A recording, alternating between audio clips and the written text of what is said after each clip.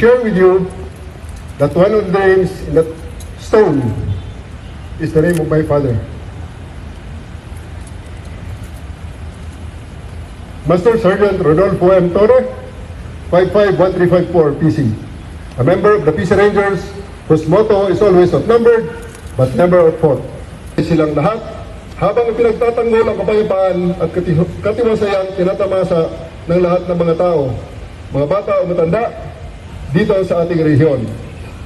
All of us owe it to them, the peace and richness we are all enjoying. Before I end, nagpapasalamat ako sa inyong lahat, sa inyong mga sakripisyo sa nakaraang linggo.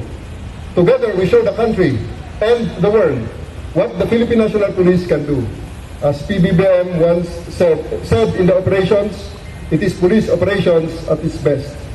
Lastly, I am the happiest person that we did not add another name in this memorial.